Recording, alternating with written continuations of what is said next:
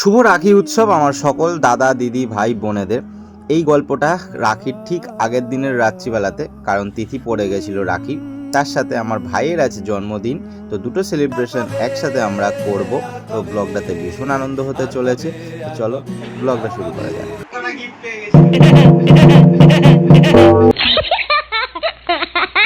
আমার দেবে না,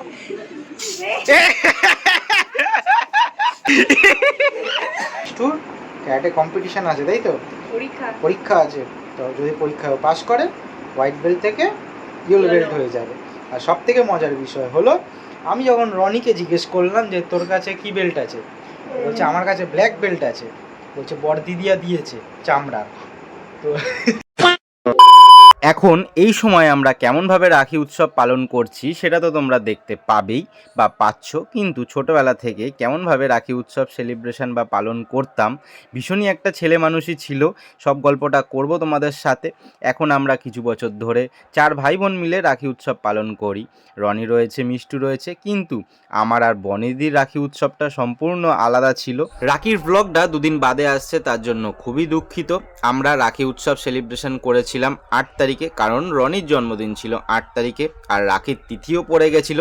সেই জন্য আমরা ভাবলাম দুটো সেলিব্রেশন একসাথেই করে নিই। আগে আমরা 4 ভাই বোন মিলে রাখি পরে নিই, তারপরে রনির কেক কাটাও হবে। তো এই আইডিয়াটা কেমন অবশ্যই জানিও। আমরা 4 ভাই বোন মিলে অনেক হাসি মজা করছিলাম, কিন্তু ভাবলাম ব্লগটা ভয়েস ওভারে দিই, কারণ আমি তো প্রপারভাবে তোমাদের সাথে কথা বলতে পারছি না। বৌদি ভিডিওটা করে দিচ্ছে, তো সেই জন্য ভাবলাম যে না, ভয়েস ওভারেই দিই। এই নমস্কার আমার একদমই অপছন্দ। হ্যাঁ, আমি মানছি ওদের থেকে আমি অনেকটাই বড়, কিন্তু আমি তো বয়স্ক না। কেমন একটা যেন বয়স্ক বয়স্ক লাগে আমাকে যদি কেউ নমস্কার করে। আর দাদা হয়ে বোনকে আশীর্বাদ করা তো কর্তব্য বা বানতা হে, তো আশীর্বাদ করে দিচ্ছি। আর কালকে মিষ্টুর আছে ক্যারাটে পরীক্ষা, ও হোয়াইট বেল্ট থেকে ইয়েলো বেল্ট হয়ে যাবে, সেই জন্য বলছি ভালো করে পরীক্ষা দিবি। রাখি বা ভাইফোঁটাতে যেমন আনন্দ করি, তার পাশাপাশি একটা জিনিসে খুবই মন খারাপ হয়ে যায়। সেই জিনিসটা হলো, আমি রাখিতে বাড়িতে থাকি, সেই জন্য মিষ্টু আর বনিদির থেকে রাখি পড়তে পারি। আবার ছোট থেকেই চলে যাই মামার বাড়িতে ভাইফোঁটার সময় বা কালী পুজোর সময়, সেই জন্য মিষ্টু বা বনিদির থেকে ভাইফোঁটা নিতে পারি না। সেই জন্য মনটা একটুখানি খারাপ হয়ে যায়। কিন্তু একটা মজার বিষয় এবার তোমাদের বলি, মিষ্টু দেখতে পাচ্ছ উত্তমদাকে রাখি পড়াচ্ছে, কিন্তু উত্তমদা কিন্তু রনি মিষ্টু আমার সম্পর্কে জামাইবাবু হয়, কারণ যেহেতু বনিদির বর।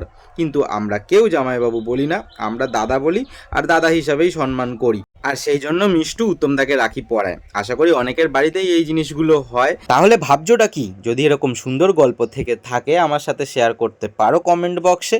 আমি অবশ্যই তোমাদের গল্পটাও শেয়ার করে দেবো আমার চ্যানেলে। এবার দিদি আমাদের রাখি পরাবে। দিদির সাথে ঘটে যাওয়া সুন্দর সুন্দর মুহূর্তগুলো ছোটোবেলার আমি তোমাদের সাথে শেয়ার করব। কিন্তু তার আগে বলি, দিদি কিন্তু আমাদের জন্য রাখিটা বেশ সুন্দর এনেছে।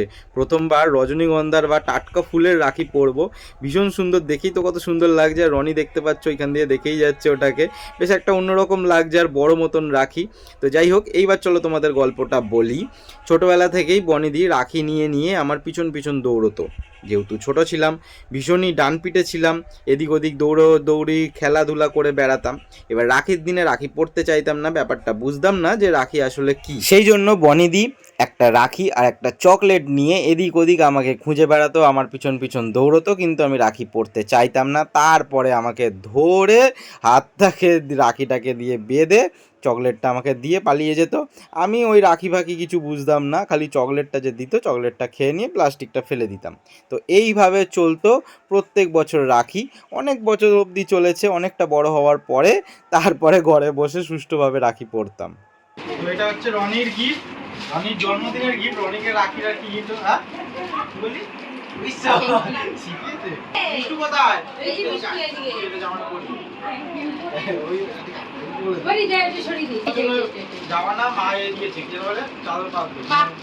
থ্যাংক ইউ তো প্যাকেটেই লেখা আছে, আর বলতে লাগবে না। এইবার হবে ভাইয়ের মানে মিস্টার রনির জন্মদিন সেলিব্রেশন। এইবার তোমাদের একটা সুন্দর জিনিস দেখাতে চাই, সেগুলো হলো এই ক্যান্ডেলগুলো। যারা আমার মতন বা আমাদের মতন শুধু ম্যাজিক ক্যান্ডেল দিয়ে কেকটাকে সাজাও, তারা এই ক্যান্ডেলগুলো ট্রাই করতে পারো। উত্তমদা বনিদি ভীষণ সুন্দর ক্যান্ডেলগুলো এনেছে, আমার তো ভীষণ ভালো লাগলো। আমাদের বন্ধুদের জন্মদিনেও ট্রাই করবো এরকম ক্যান্ডেল দেওয়ার। এগুলো একটু বাচ্চা বাচ্চা লাগে, কিন্তু বেশ দেখতে সুন্দর লাগছে। দেখো কত সুন্দর হয়েছে, কিন্তু বেটা খালি এই বাজির আওয়াজে ভীষণ চমকে যায়। যাই হোক, তোমরা এই ক্যান্ডেলগুলো আগে দেখেছো কিনা অবশ্যই জানিও। আমি কিন্তু কেকে সাজানো এরকম ভাবে প্রথমবার দেখলাম। দাঁড়া ছবি তোলো। এই উঠছে, জ্বলছে, অনেকক্ষণ জ্বলছে, অনেকক্ষণ জ্বলছে, অনেকক্ষণ জ্বলছে, অনেকক্ষণ জ্বলছে। তোলো তোলো তোলো, আরো দুটো তোলো। দাদা ফু এখন না, এখন না, ঘুরিয়ে ফু দাও নাকি? এরকম ভাবে ফু দেবে? ফু দাও, ফু দাও, লাইটটা জ্বালো। হ্যাঁ, হ্যাপি বার্থডে টু ইউ। হাতটাকে একটু সামনে রাখ একদম। Happy birthday Roni. যদি গ্রিনিস বুক অফ ওয়ার্ল্ডে একটা কম্পিটিশন হতো যে পৃথিবীর সবথেকে শান্ত একটা বাচ্চা কে, তাহলে কিন্তু রনি প্রথম হতো। মানে ওর মতন শান্ত বাচ্চা একটাও দেখবে না, কোনো দিন কান্নার আওয়াজ পায়নি ছোট্টবেলা থেকে, বা কোনো জ্বালাতনই করে না। এখন একটু হয়তো দুষ্টুমি করছে অল্প অল্প, কিন্তু তাও দুষ্টুমি বলা চলে না। যাই হোক, ফিরে আসি আবার কেক কাটাতে। হ্যাঁ, তিকোনা করে। হ্যাঁ হ্যাঁ হ্যাঁ, কাট। কাট। এই যে বৌদি ভাই আছে, আর বৌদি ভাই খা। ওরে সাবাস, জিও কাছে এসেছিস। বৌদি ভাই খাবে না এবার নিরামিষ ওই দিদিকে খাইছিস? সর্দিকে খাইছিস? নাচ কর, নাচ কর, কর না, কর কর। নাচ করতে পারবো তো মিষ্টু, তুই এখন কি বেল্ট আছিস? হোয়াইট বেল্ট আছিস? তো মিষ্টু ক্যারাটে করে, এখন হোয়াইট বেল্ট আছে। এরপর কি বেল্ট হবে? ইয়েলো, তারপর গ্রিন। না হোয়াইট, ইয়েলো, অরেঞ্জ, গ্রিন, ও, তার মধ্যে অরেঞ্জ আছে আগে।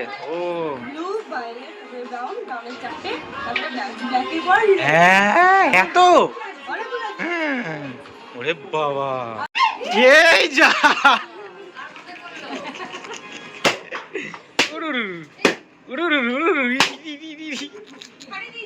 আমার গায়ে দেবে না।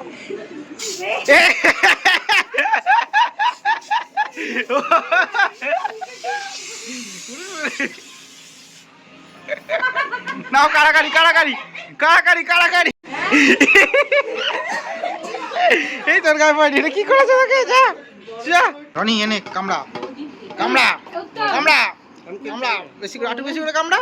আর তোকে খাওয়াইনি তখন, কামড়া। ঠিক আছে। বনিদি আমাকে কি গিফট দিয়েছে সেটা দেখিনি, তো বনিদি আমাকে দেখাবে। এই যে শিলেদাসের থেকে। এনে রনি, আমার এটিএম কার্ড। ফোন করবি আমাকে, যা ফোন করবি, ঠিক আছে? আমাকে মিষ্টু দিয়েছে হচ্ছে বডি স্প্রে। বডি স্প্রেটা দেখিয়েছি মনে হয়, দেখাও দেখি আরেকবার বডি স্প্রেটা।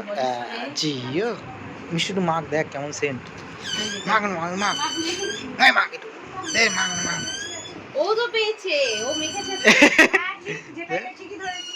হাতটা তোল, হাতটা তোল, তোল হাতটা তোল। কেন? রানী তাকা, দিকে তাকা। তো আমরা এখন খাওয়া দাওয়া করব, পেট ভোজন করব। আর এদিকে রনির ঘুম পেয়ে গেছে, আমি ঘুমিয়েই পড়ছে। হ্যাঁ একদম। রনি সবার আগে খাওয়ার কথা, কিন্তু রনি আমাদের সাথে খাবে, বসে রয়েছে। মিষ্টু এখানে, এখানে আমার সিট।